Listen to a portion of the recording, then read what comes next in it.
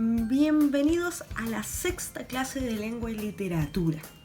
Durante las clases anteriores hemos trabajado varias cosillas, como los conceptos de ausencia, exilio, migración e identidad. Y también hemos visto algunos de los elementos del género narrativo. Específicamente trabajamos con el narrador. Y a propósito del narrador, nosotros sabemos bien que estos se clasifican en primera instancia según si están dentro de la historia o fuera de la historia, de la diégesis, ¿cierto? Así tenemos los que están fuera, heterodigéticos, los que están dentro, homodigéticos.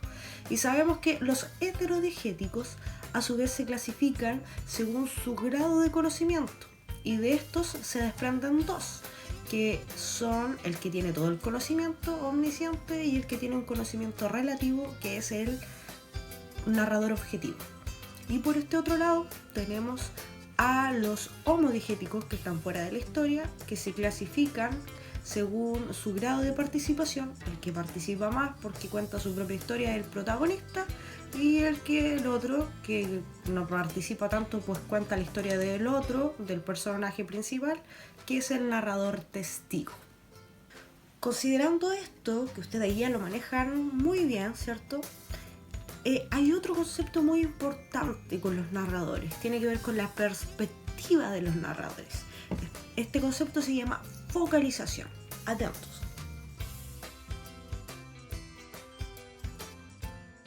Ok, según el teórico francés Gerard Genette, la selección de la información mediante un foco equivale a la perspectiva de la cual se sitúa el narrador para percibir los elementos del mundo ficticio que narra, ¿ya? Y esto es lo que determinará el tipo y la cantidad de información que se le entrega al lector. Ahora, el punto de vista del narrador también implica una visión de mundo. Ese es un concepto importante, visión de mundo. ¿A qué hace referencia? A la manera de ver y entender la realidad. Por eso, el foco, la focalización, no se debe confundir con la identidad del narrador, porque de hecho nosotros podemos encontrarnos de principio a fin con un mismo narrador, pero a medida que va avanzando el texto, a pesar de que sea el mismo narrador, la focalización puede variar, porque puede pasar de percibir la realidad desde un determinado personaje a filtrar la información desde otro personaje. Eso sí, la focalización se relaciona con los tipos de narradores. Por ejemplo, acá en la imagen ustedes pueden observar que existen tres tipos de focalización: cero, interna y externa. La focalización, ¿cierto?, de foco. Vamos a empezar desde la derecha a la izquierda. La focalización externa, o sea, el foco desde fuera, desde el exterior, va a corresponder al narrador objetivo, ¿ya?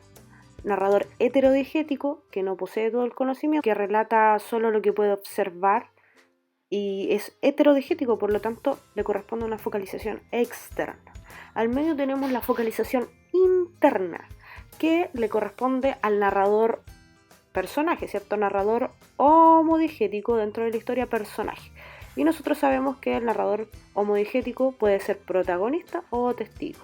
Y a estos les corresponde la focalización interna, porque protagonista o testigo, todo lo que narran, lo narran desde su punto de vista, desde su perspectiva, que puede diferir de las perspectivas de los otros personajes o de los mismos lectores. Por eso se le denomina focalización interna, porque nace desde el interior del personaje. Y por último, la focalización cero, porque no tiene foco, corresponde al narrador omnisciente. Este narrador que está desde el exterior, pero no es una focalización externa, porque a pesar de que él narra del exterior, recuerden que este narrador puede meterse a los sentimientos y pensamientos de los personajes, por lo tanto está afuera, adentro, no tiene un foco determinado, por eso focalización cero. Y si estuviéramos en sala, ustedes pedirían un ejemplo, así que aquí va el ejemplo. Acá tenemos el primer recuadro, el ejemplo de una focalización cero, el segundo interna y el tercero, el de abajo, externa. Vamos a ver. El primero dice así: triste y silencioso, Raskolnikov bajó la cabeza, reflexionó largamente y al fin sonrió de nuevo, pero con una sonrisa dulce y melancólica. Aquí tenemos un tipo de focalización cero, porque si ustedes se dan cuenta, estamos en presencia de un narrador omnisciente, porque el primero nos dice que Raskolnikov bajó la cabeza. relata algo que puede observar, pero además dice reflexionó largamente. La acción de reflexionar es una acción cognitiva que se produce en el interior que no se puede observar, por lo tanto aquí estamos en presencia de un narrador omnisciente con un tipo de focalización cero. El segundo fragmento es focalización interna. Veamos, dice así: mi hermano Alberto cayó al pozo cuando tenía 5 años. Fue una de esas tragedias familiares que solo alivian el tiempo y la circunstancia de la familia numerosa.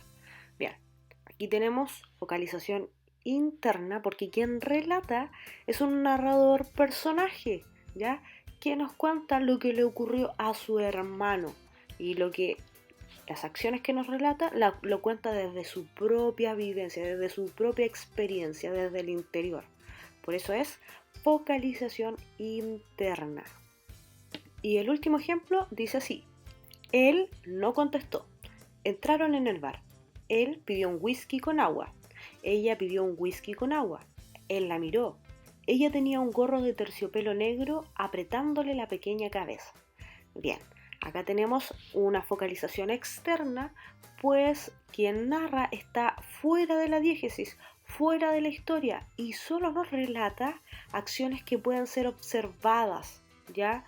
Él pidió un whisky, ella pidió un whisky con agua, él la miró, ella tenía un gorro. Todo se puede observar.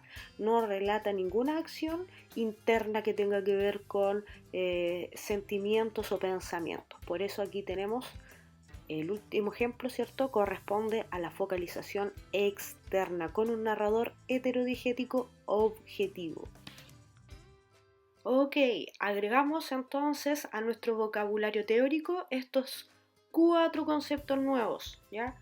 Focalización, cero, interna y externa, para que así nuestros análisis literarios sean un poco más rigurosos. A continuación, usted va a abrir el libro de lengua y literatura en la página 168, porque vamos a leer un texto escrito por Nicole Krauss. ¿Quién era Nicole Krauss? Escritora estadounidense cuyos abuelos debieron emigrar desde distintos lugares de Europa a la capital de Inglaterra, Londres, a causa de la Segunda Guerra Mundial y el Holocausto. Es a ellos a quienes dedica su novela La historia de amor, del 2005, aludiendo en el relato a diversos acontecimientos y lugares de importancia biográfica en su familia.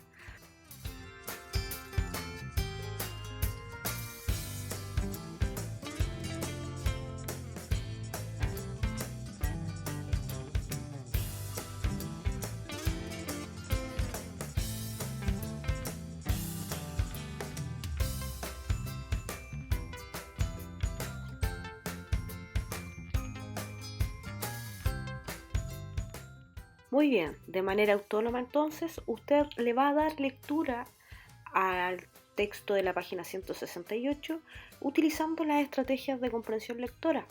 Vaya destacando las palabras que no conoce, busque su significado para comprender mejor el texto, vaya respondiendo a las preguntas que aparecen durante la lectura para así ir haciendo anticipaciones e ir asegurándose de que lo que está leyendo lo está entendiendo.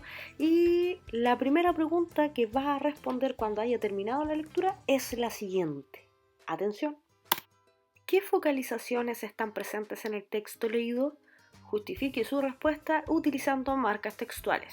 Es decir, usted me dice si está la focalización cero, interna o externa, si hay dos, hay una, y pone el ejemplo, la parte del texto donde usted nota que está esa focalización. Esas son las marcas textuales, el trozo del texto que evidencia la respuesta que usted da. Cuando haya respondido a esta única pregunta, usted luego realiza las actividades de la página 170. Y eso es todo, muchachos. Nos vemos el lunes de la próxima semana. Que estén muy bien, cuídense, cuiden a sus familias. Nos vemos pronto. Adiósito.